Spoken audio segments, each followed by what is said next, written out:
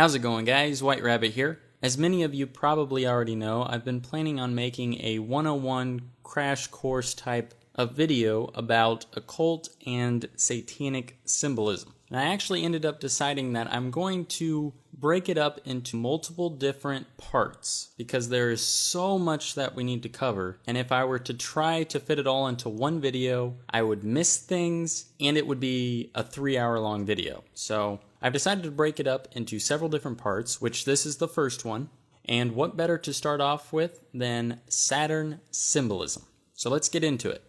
Now, the first thing that you have to realize when studying the occult and the New World Order and all these different agendas that are going on is that there are all kinds of different branches of occult study and occult teaching.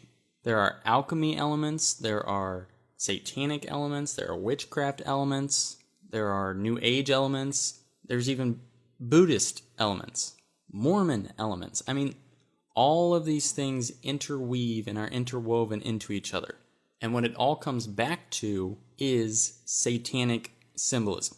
You have to remember, Satan wants to be God desperately. And his fundamental mission is to basically trick people into worshiping him and or rejecting the Father, rejecting Jesus Christ. So when I use the term satanic symbolism or occult symbolism, I'm not just talking about the Hollywood version of Satanists. I'm actually referring to all the different beliefs systems out there, which all at their core and at their fundamental teachings come back to Satanism. And what a lot of these elite groups worship derive from Saturn symbolism, because Saturn represents Hades and Satan, and it is a big fundamental belief that is present in all these different occult groups. And that's why I want to start off with it, because it is fundamental to understand Saturn symbolism and what Saturn represents to Satanists in order to arm ourselves with the truth. Now, to most people, Saturn is just another planet in our solar system that has rings around it that happens to be the sixth one from the sun. Unfortunately, most people are unaware of how significant that planet is to the occult. Saturn is the sixth planet from the sun. It is also the third to last planet in our solar system. Now, I don't want to get too bogged down on numerology in this video, but I'll just quickly say that there are many ways that Saturn can derive down to 666, and that is one way. It is the sixth planet from the sun, and it is the third from last planet. 3 6s, 666. Now, the occult are heavy on numerology, but what I want to focus on is actually the symbology of Saturn in this video. So in order to understand why Saturn is so important to the occult, we first need to realize that the entire world has been worshiping Saturn for thousands of years. Since ancient times, people have gazed up into the sky and have admired the heavenly glow coming from stars and planets, and they attributed them to godly powers based on their effect on humans. Now, before the flood, Saturn was regarded by all mankind as the supreme god and ruler of the kings. Now, it's important to note, as I said before, that Satan really wants to be God. Occult researchers affirm that Saturn ruled the kingdom of Atlantis and became the divine ancestor of all earthly patriarchs and kings. Semitic civilizations referred to the god Saturn as El. The supreme deity was represented by a black cube. Ancient Hebrews represented Saturn with a 6-pointed star, which later became the Star of David. Many esoteric researchers affirm that the name Is, Ra, or El is the combination of the names of ancient pagan deities, Isis, Ra, and El. The Greeks and Romans also worshipped Saturn as a cruel deity. They believed that after he killed his father, Saturn became the ruler of the universe for untold ages, and he reigned with his sister Ops, who also became his wife. And he's often depicted as eating babies. It was prophesied that one day Saturn would lose power and one of his children would kill him. To prevent this from happening, each time his wife delivered a child, he would immediately swallow it. Saturn has always had a negative, if not evil, significance. Esoterically, it's associated with man's limitations, restrictions, death, and decay. His name in Greek was Kronos, the ruler of time, and I'll explain how that's important later on. If you picture the Grim Reaper, well, the Grim Reaper originated from attributes of the god Saturn, because Saturn is represented by a sickle, the sickle which he used to slay his father. And with him also representing time, you can see how the Grim Reaper comes into play as your clock winding down. Now, the last thing I want you to keep in mind before we dig into the actual symbology is that Saturn is a planetary representation of a star. It is the black star. So, once you take all these things into account, the only logical conclusion that a person can draw is that Saturn is intimately connected to the ancient mystery religions of Babylon and is associated with Satan and Hades. So, let's get into the symbolism now. If you look at Saturn, on the North Pole, there is a persisting hexagonal cloud pattern all around the North Pole. It's some kind of storm or something, but it forms a hexagon that's bigger than Earth. This hexagonal pattern is extremely important to the occult. So let's examine this closer and break down all of its parts and also what it can be molded into. Now keep in mind while we're going through this that I'm not making any of this stuff up. I'm just explaining to you where some of these occult symbols come from and what they actually represent. So if we look at the hexagonal shape, we can divide it up into multiple pieces and form various different shapes from it. Right off the bat, you can notice that the hexagon easily forms 6 three-sided triangles. Again, we have 6 parts and 3s surrounding, giving us, again, 666 symbolism. From here, we can begin to form a three-dimensional shape. By taking away 3 of these sections, you can see the formation of a cube. This cube represents a lot of things, but I want you guys to focus on the fact that this cube represents a prison, a box that we are trapped in, the matrix, if you will. This prison is the flesh that we are born into. It represents the sinful worldly dimension that we currently live in, that is manipulated and controlled to an extent by Satan.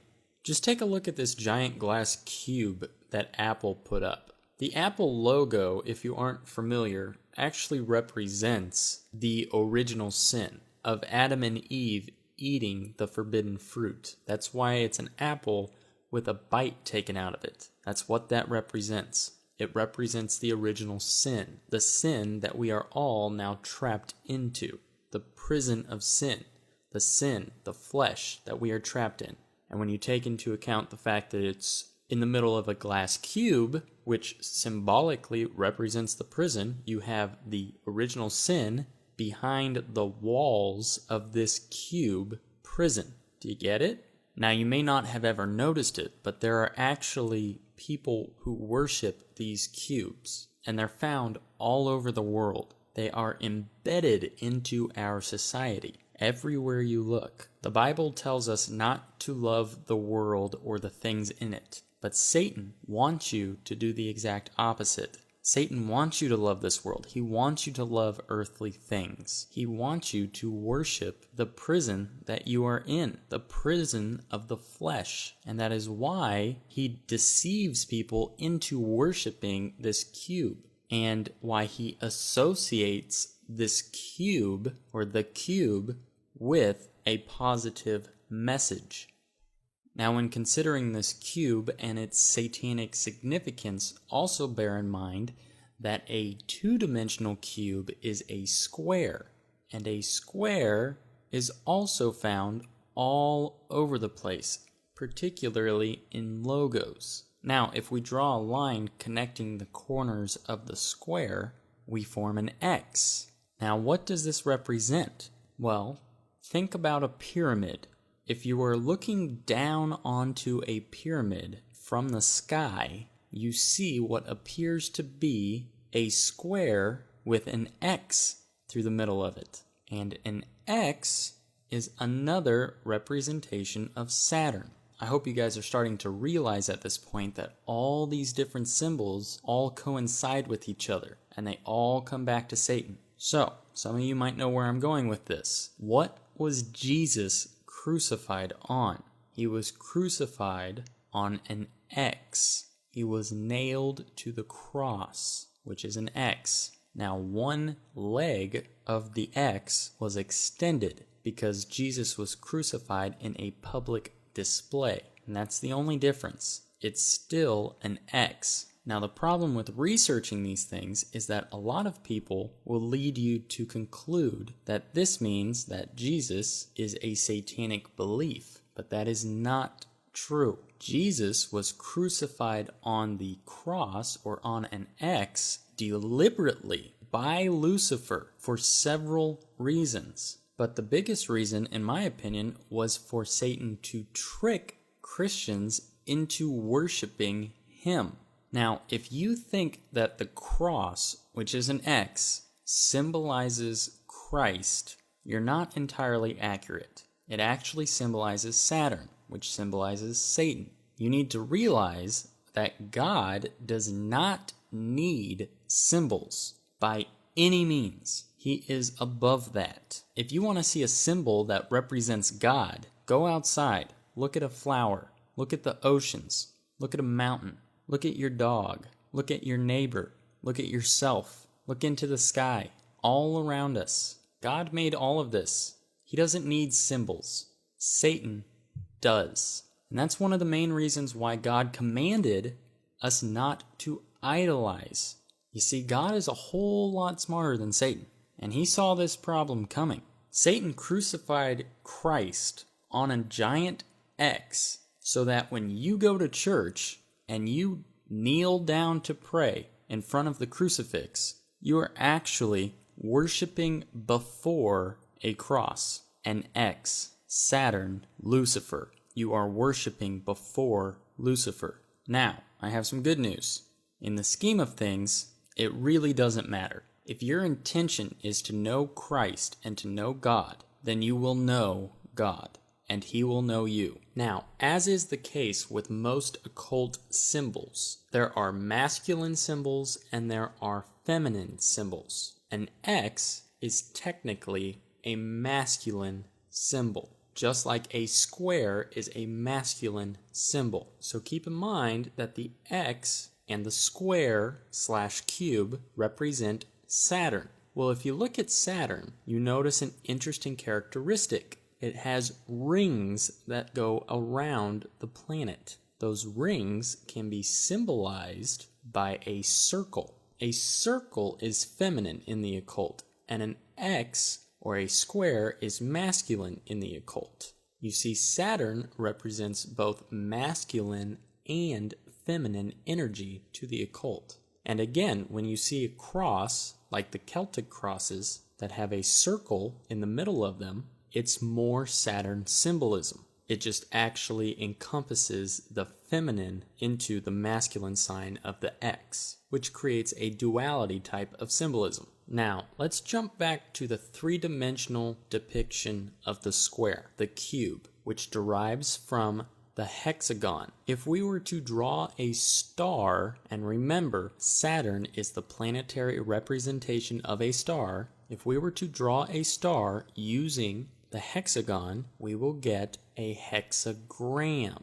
It's exactly how it sounds. Hexagram comes from a hexagon. They all start with hex, which all mathematically represent 6. The hexagon has 6 sides. The hexagram has 6 points, so on and so forth. But the hexagram is the symbol used in black magic. It comes from the Jewish Kabbalah, Jewish magic. It is a symbol of dark summoning. For the occult, if you want to put a hex on somebody, or if you want to have a spirit come forth, this is the symbol that you would use. It is not, it never has been, it never will be the Star of David. Nowhere in Scripture is David instructed to come up with a symbol of a star to represent him or the country of Israel. Solomon was a wise king, but he was also a dabbler in black magic. He had many wives, and those wives came from different cultures. And those different cultures worshipped different gods. They brought witchcraft to the marriage with them. It's all there in your Bible, folks. Go to 1 Kings, chapter 11. But King Solomon loved many strange women, together with the daughter of Pharaoh, women of the Moabites, Ammonites, Edomites, Zidonians, and Hittites, of the nations concerning which the Lord said unto the children of Israel, Ye shall not go into them, neither shall they come in unto you, for surely they will turn away your heart after their gods. Solomon clave unto these in love, and he had 700 wives, princesses, and 300 concubines, and his wives turned away his heart. For it came to pass, when Solomon was old, that his wives turned away his heart after other gods, and his heart was not perfect with the Lord his God, as was the heart of David his father. For Solomon went after Ashtoreth, the goddess of the Zidonians, and after Milcom, the abomination of the Ammonites.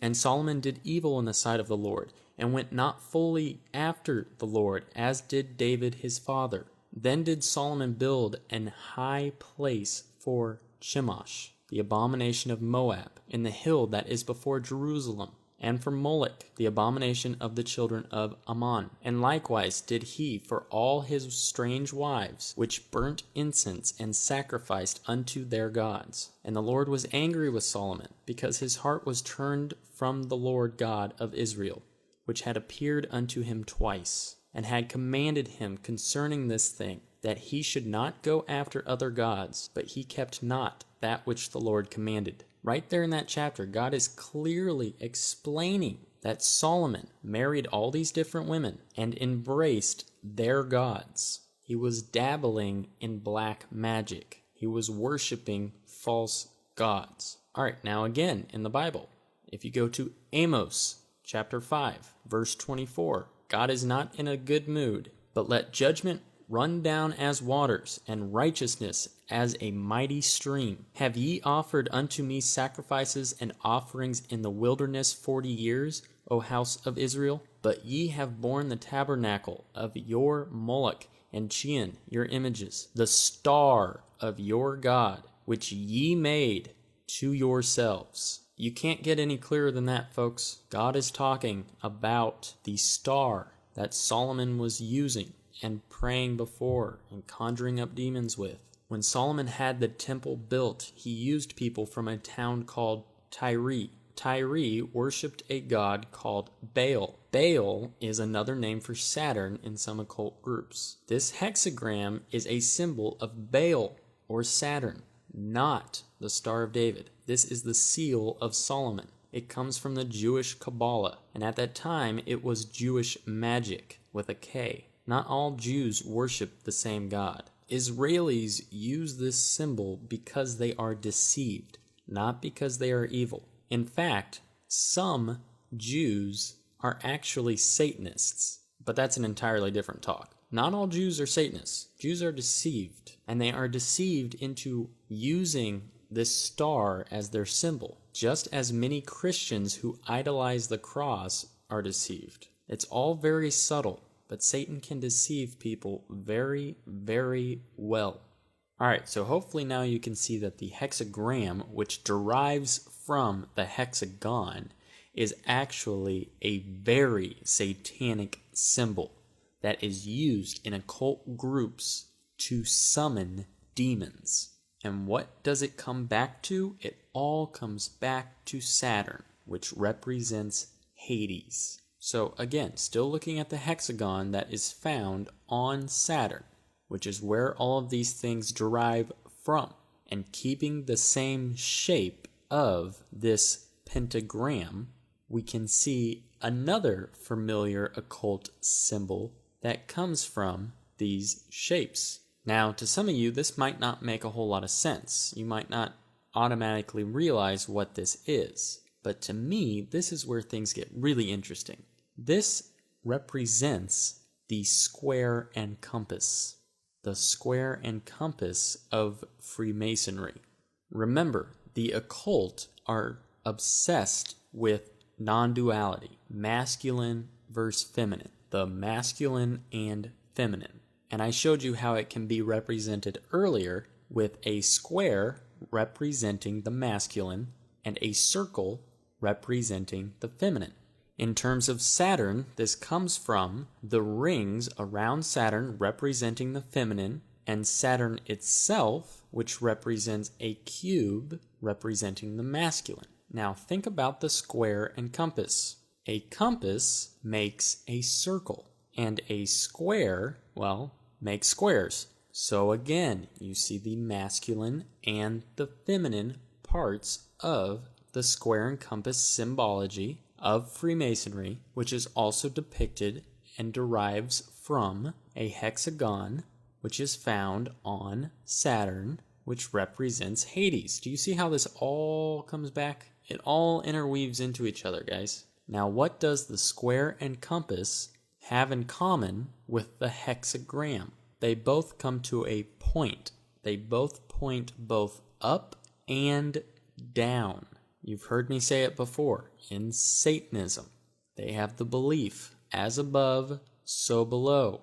Again, non-duality. Now, looking again at the square and compass, we also see hidden in plain sight the seal of Saturn. The seal of Saturn is 2 X's, and you can clearly see that the square and compass form 2 X's. Now remember, like I keep saying, Saturn is the planetary representation of a star. It is a false star, just as Satan is a false god. But that seal of Saturn, those 2 X's, represent Saturn. Satan. Remember, Satan comes as an angel of light. This all brings me to my next point, which is the columns in Freemasonry. The pillars. The 2 pillars, which is often depicted on either side of the square and compass. Everything that they do is extremely symbolic. All of their imagery and symbols have meaning. And now this is only a 101 crash course on Saturn symbolism, so I'll try and keep it as simple as I can, but just realize that this is the sun, or the light, shining through the 2 pillars. It's a representation of the Antichrist. It also has a numerical significance that explains this. If you lay it out with the seal of Saturn, the 2 X's between 2 pillars, you get the Roman numerals I, XXI. This forms 2 different numbers. The IX makes 9, and the XI makes 11. Why is this important? What does this signify? 9, 11. Well, in order to understand what they represent together, we first need to understand what 10 symbolizes to the occult. 10 is comprised of a 1 and a 0. In the occult, 10 represents God. It represents a perfect number. It represents non-duality. Think about binary code, where you write code in nothing but 1s and 0s. A 1 represents on, and a 0 represents off. Yes, no, true, false, and so on and so forth. So when you have the 1 and a 0 in the occult, it is Satan's way of copycatting, if you will, the Alpha and Omega, the first and the last. And Satan represents that number with a 1 and a 0. So in the occult, a 1 and a 0 represents God. Now, when you have 9 and 11 next to each other, what that is signifying is skipping God, because 9 is 1 less than 10 and represents the fallen or the fallen angels, and 11 is 1 more than God.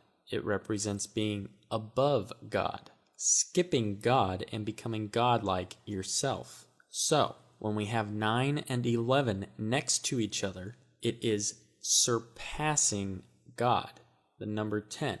So going 9 straight to 11 and skipping 10, it represents the Antichrist. Now, sometimes when you're researching the occult, you will notice on some of the artwork for Freemasons, you will see instead of the square and compass, a middle pillar. They refer to that pillar as the 13th pillar, and this is why. 9 plus 11 equals 20. This represents the Antichrist. Jesus is referred to by the occult as representing 13 because he had 12 disciples, which made him the 13th. Satan and these occult groups want to bring about the Antichrist, and the way to do that is through creating a forgery of what Jesus did. And when you take 13 and add it to 20, you get 33, as in the 33rd degree of Freemasonry, as in the illumined ones, 666. The funny thing is, Satan thought he was being coy by crucifying Jesus on a cross, which, as we have already discussed, represents an X, when in reality, remember, he was crucified between two others, creating this 13th pillar symbolism, this stargate or wormhole symbolism, rupturing the fabric of space and time. He escaped the cube when he died on the cross. Jesus dying on the cross was a lot more significant than people realize. Now, this is a lot more complicated than I want to get into in this video. I just wanted to mention it here. But 9 and 11 also can represent gene manipulation, or in other words, creating life or prolonging life without God, and directly goes against God's wishes. Now, if you also were to take into account that the 9 and 11 derive from the seal of Saturn, which represents law and order, and 9/11 can also be attributed to gene manipulation or medicine, and Saturn is associated with Hades, which is a fiery hell, it makes sense that you would call 911 911 on your phone if you were faced with one of these 3 dilemmas. You can either get the police, which elicits law and order. You can call to report a fire, or you can call an ambulance and get medicated. So in other words, in case of an emergency, we are numerically instructed and reinforced time and time again to call upon the Antichrist to save us. Just food for thought there. Now, if we jump back again to the original hexagon shape that we get from Saturn, we can also form 2 S's from the hexagon, and these 2 S's can again represent many things. They can represent lightning, or they can represent the serpent, and the serpent represents time. You can also see another symbol that represents time present in the hexagon by way of the shape of an hourglass. So we can clearly see how Saturn has its associations with time, but the serpent also represents ascension to the occult. So what am I getting at now? Well, some occult groups believe that there is actually more to Saturn than just another planet in our solar system. Some believe that fallen angels actually reside there. Some believe it is a literal Hades. Now, I have no idea if that's true or not. I'm just telling you what they believe. And they also believe that there are pressure points all over the globe, and the energy from these pressure points all over the globe can be harnessed in a way that creates a wormhole or a gateway or a stargate or whatever you want to call it, that creates a kind of immediate connection between Earth and Saturn, between this world and the next, between our dimension and their dimension. And the way that this is accomplished, in theory, is by smashing together light particles and ripping into the fabric of space and time. And this is the heart of what all of these symbols represent. That is the main secret that the occult harness, is the ability to create these wormholes. And the instructions for this are depicted in their symbology. And to top it all off, we have Saturn, which on a two-dimensional plane can be viewed as a circle within a circle, representing the illumined ones, which makes the number 666.